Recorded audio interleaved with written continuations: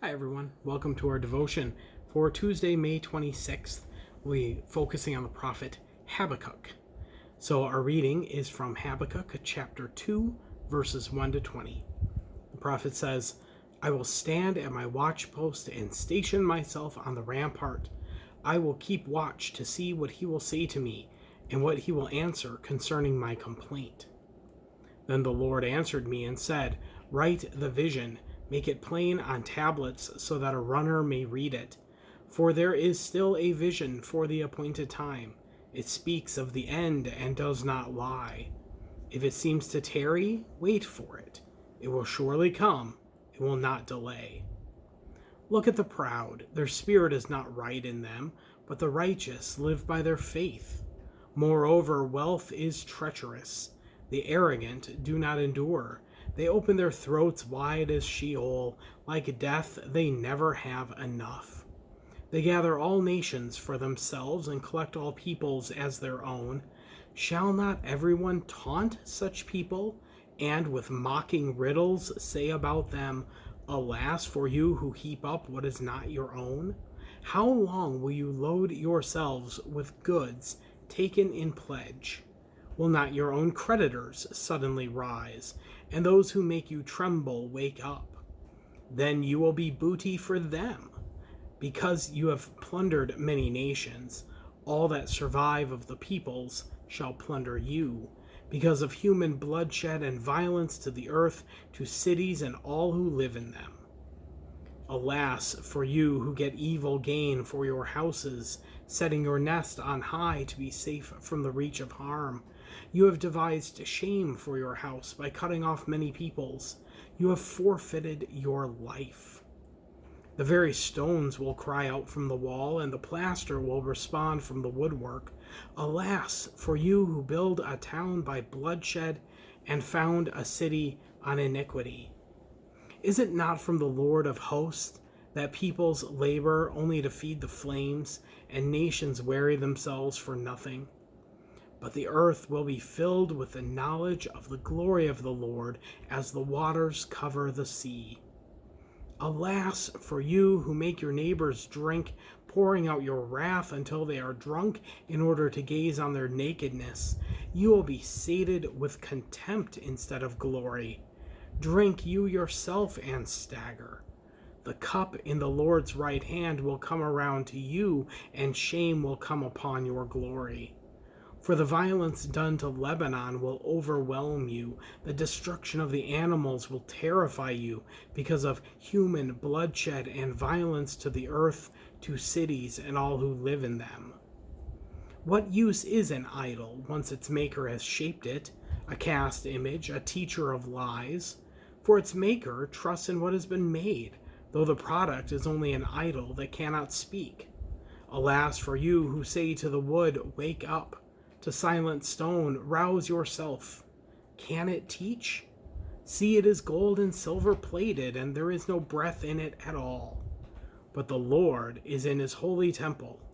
Let all the earth keep silence before him.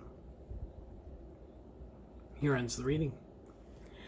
This is part 11 of the devotion series that I've been calling We Are Called, as we talk about the prophets, the Old Testament prophets, and eventually, if we keep this up, if you like these little videos and messages, I can keep doing them. We'll get through the Old Testament prophets, and then we can even start looking at some of the New Testament characters. Anyway, so this is part 11.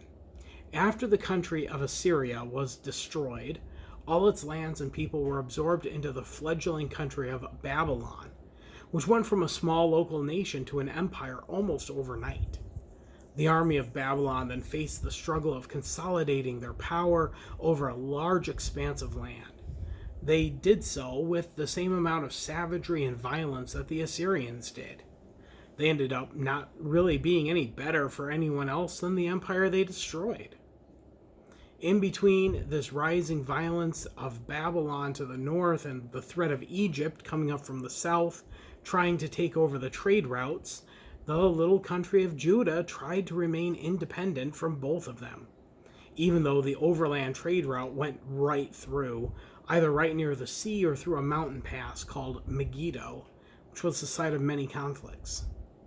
To make matters worse, apparently corruption and insecurity were rising within Judah.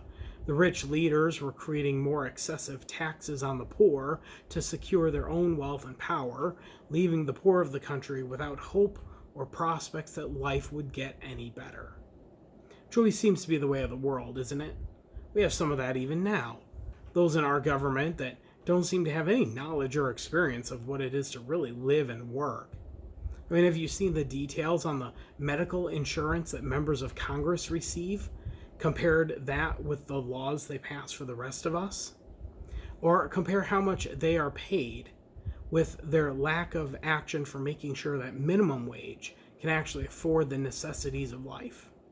These are just two examples I can think of off the top of my head. When God's people suffer in many ways, we start wondering what God is going to do about it. But we don't always get clear answers. So the prophet Habakkuk arose in Judah around 600 BCE, just about a decade after Nahum celebrated the fall of Assyria and said good times were going to be had by all now. Habakkuk raises all these kinds of questions to God about what God is doing and going to do, about all these problems that Nahum had said we didn't have to worry about anymore. Yet they continue to be problems. Habakkuk compares himself to a watchman, someone who stays up all night on the city's walls, keeping an eye out for danger so that everyone else can sleep soundly. He is the one yelling these questions out to God, taking the risk that God might be in a bad mood and doesn't want to hear these questions, like God appeared to be so many times during the Exodus.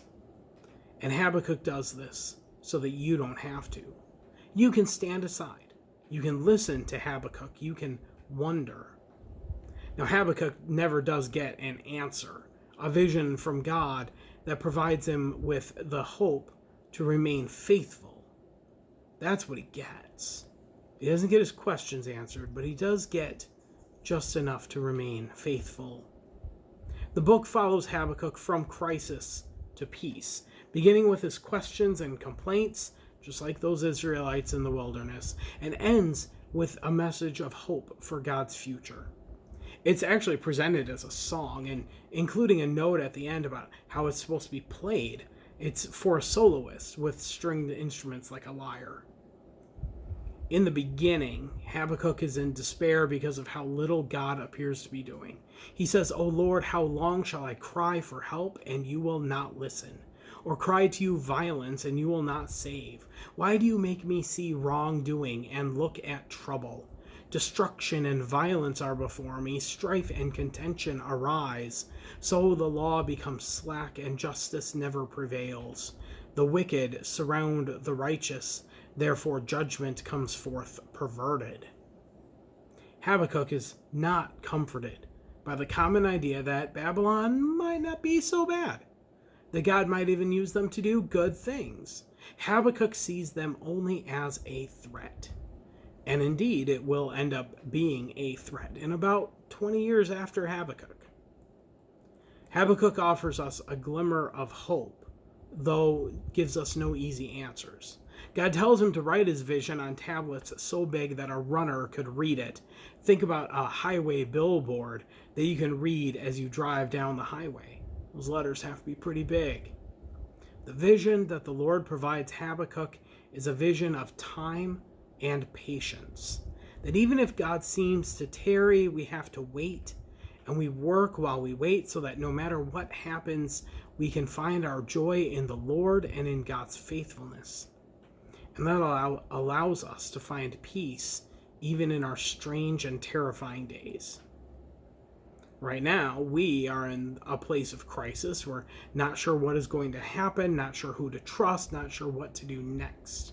No matter what happens, God will always hear our prayers and our cries and our concerns.